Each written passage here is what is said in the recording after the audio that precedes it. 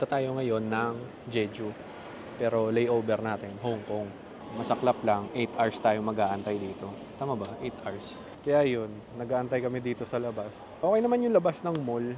Dun sa may arrive, parang kung sa Naiya pa, parang sa arrival area. Okay naman, chill naman. Merong 200-inch TV sa harap namin, tingnan. Yan. So maganda manood ng view. Pangalawang beses na namin dito sa Hong Kong. Yung unang beses, trinay lang namin kung maganda. Para kay Mrs., maganda naman. Nang mahal lang talaga, min. Lahat may presyo, tubig, toothpick, toothbrush. Lahat, chopstick, may presyo, $2, $1, Hong Kong dollars yun. Ang kape na isang baso, 400 isa. Di ba? Yung tsaa, 400. Dalawang drinks, 800. Pati paghinga ko, mahal, may bayad. Wala namang visa papuntang Jeju. Wala nga lang direct flight. So, kung hindi kayo multiple visa or may kayong visa sa Korea, doon na lang kayo sa mga country na visa-free na merong connecting flight pa Jeju. So, most commonly, yung Hong Kong. Antay lang muna tayo dito, guys. Then mamaya, mag-ano tayo, lounge. Pero titingnan natin kung worth it ba. Mamaya, isama ko kayo doon.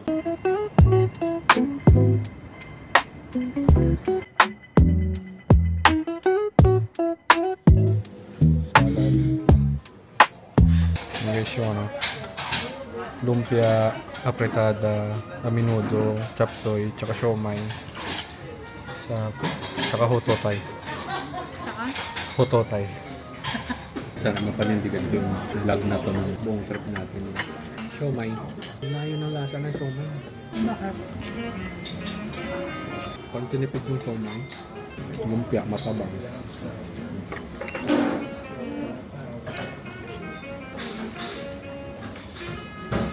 Ito masarap. Biryani yung lasa. Lasang biryani. Buti na lang. Masarap tong parang kulay orange na manok. Favorite yung biryani. So, kuha tayo kanin. 10 minutes na lang, 1:30 na. So, boarding na rin namin. And tinatawag na kami. So, see you guys!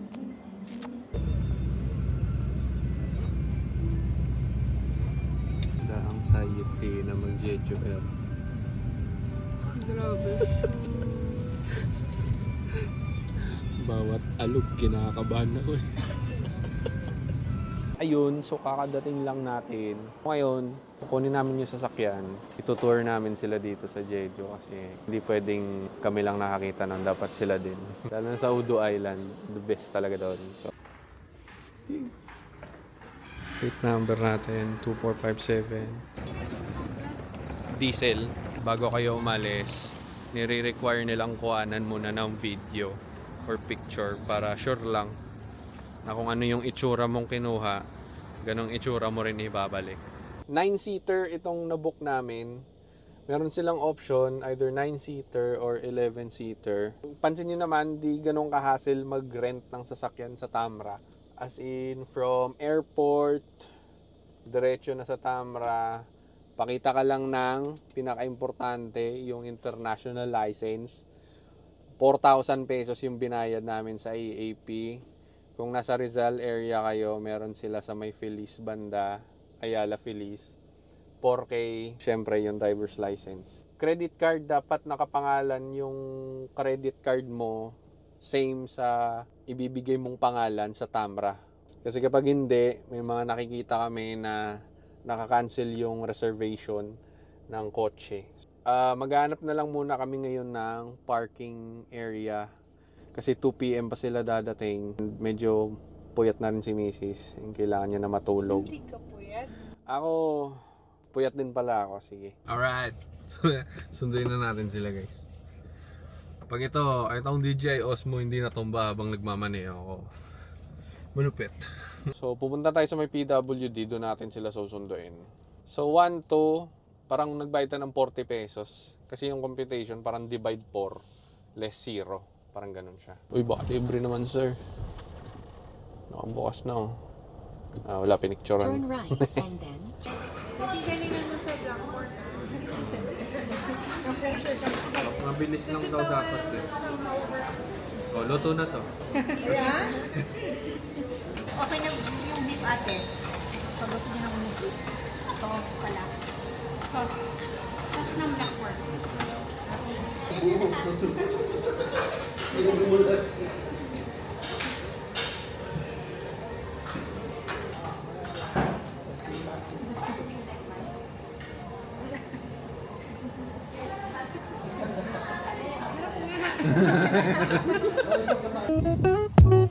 At nandito na naman tayo sa low tide yun.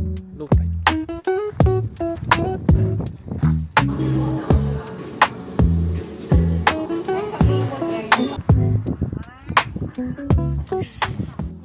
Ang lamig! Lamig. Yung hawakan ng osmo. Ito, andito tayo ngayon sa Orn. Favorite cafe namin ni Mrs. Americano. American. Hello.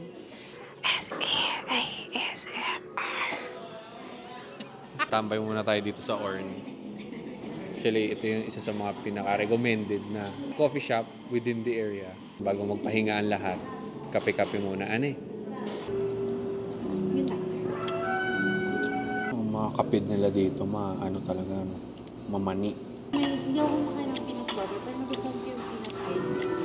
Sa ulo yan natin.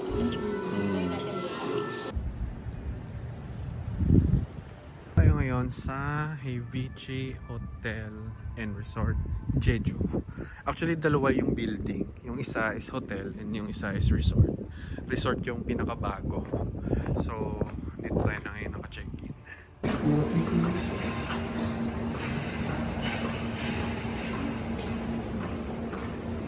Para siyang villa. Meron siyang sala. And then, meron siyang dalawang kwarto. And then, meron tayong TV. Medyo malaki siya. Para siyang 55-inch.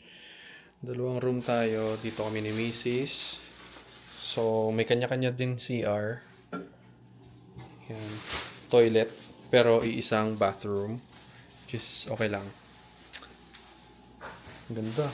Meron kayong parang gathering area kasi may sala eh. So, if you want to drink, then watch TV para mag-chill. And then, meron tayong area na pwedeng magluto. So, ayan.